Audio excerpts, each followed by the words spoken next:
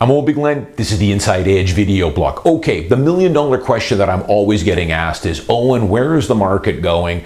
Where do you see home prices in Vancouver going in the next 10 years or 12 years? Where will prices be?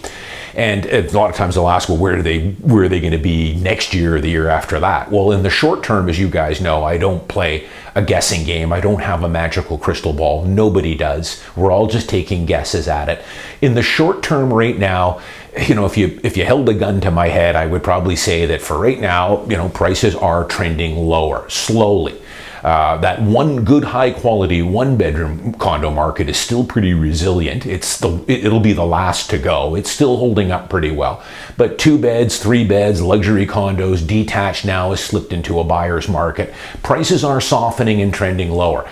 My main market, Vancouver, Richmond, Burnaby, in and around downtown Vancouver, has held up pretty well. I'm hearing stories about out in the Fraser Valley and way out in Chilliwack and Abbotsford where detached homes are off as much as 20%.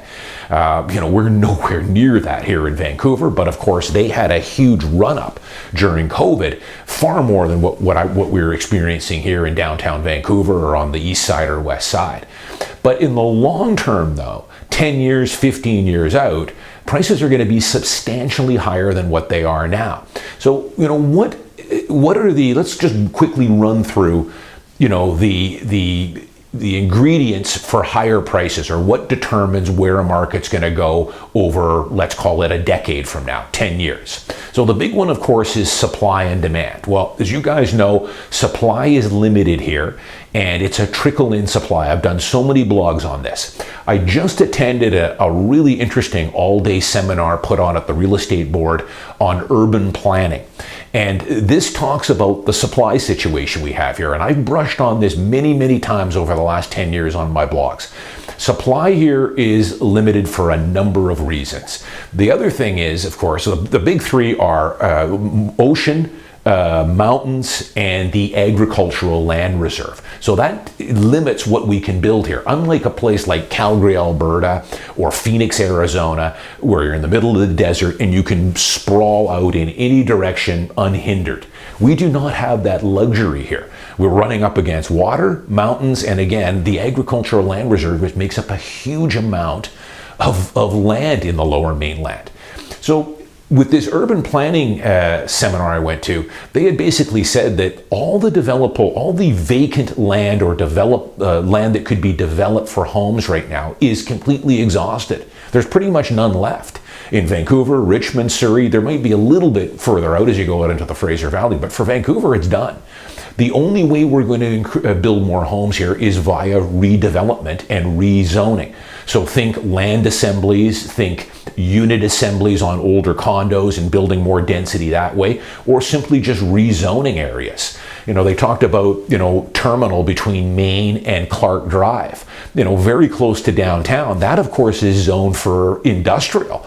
And that might be an area down the road, who knows, along that corridor, they might be able to rezone for some residential.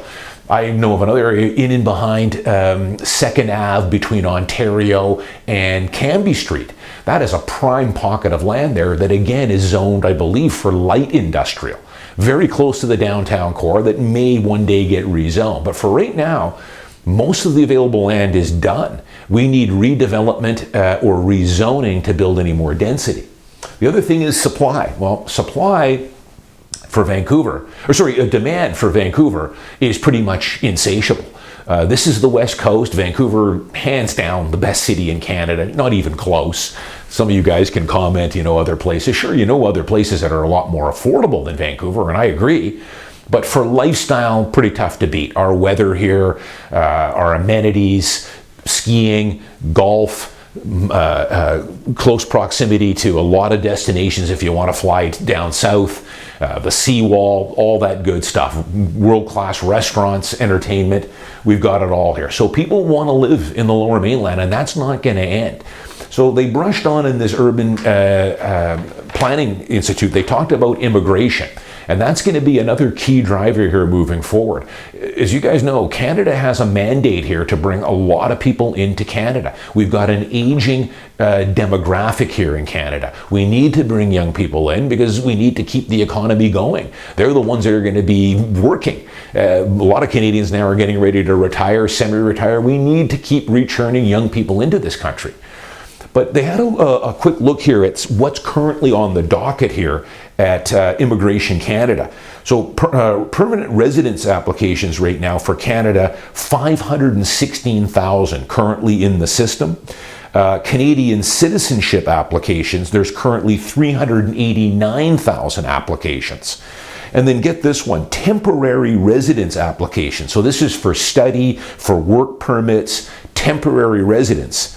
There's 1,522,000 applications. So that was a huge backlog, of course, during COVID. And those are now opening up. They're starting to get through those. So I believe what they said, there's going to be something like 40 to 50,000 new arrivals into the Lower Mainland here every year for the next 8 to 10 years. So we need houses for them. So that's a catalyst to why these prices will, over time, continue to rise. Maybe not in the short term, as I said, but over 10 or 15 or 20 years, yeah, it is. The other influences, of course, are things like interest rates. Interest rates, of course, have spiked up here, probably the most aggressive increases we've ever had in Canadian history here.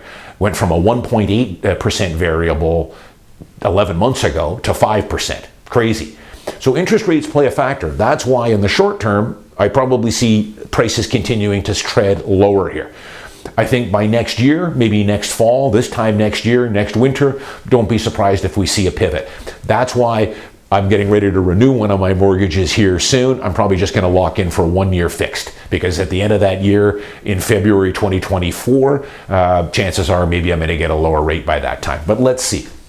The economy plays a big part in where prices are going to go long term. I think we're going to be put into a recession next year. The way they've raised interest rates, they've got no choice.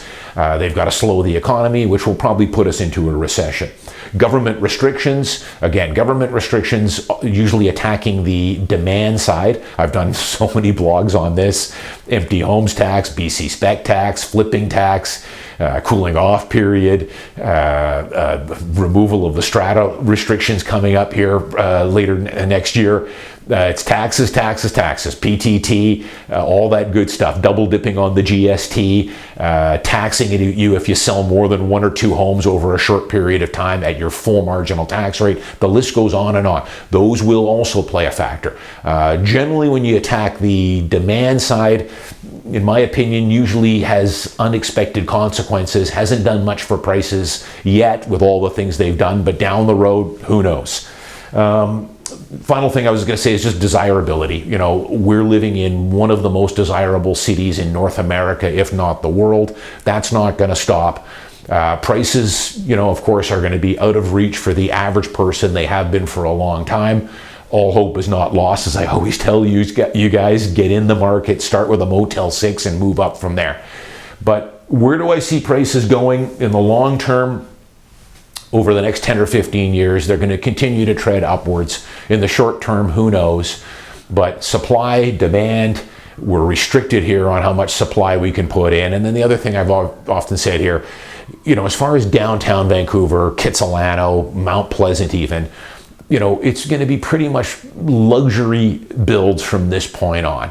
Nothing to what anyone would consider affordable, $700 or $800 a square foot is long gone for Vancouver anyways, and the surrounding areas. So for that reason, I think real estate over the long term will continue to rise. Short term, who knows? I tell you guys, tune a lot of this stuff out. If you're renting right now, get into your first home. Take advantage of all the tax benefits you get, the capital gains tax exemption, all that good stuff. I'm Owen Bigland. As always, thanks for watching. I'll see you next week.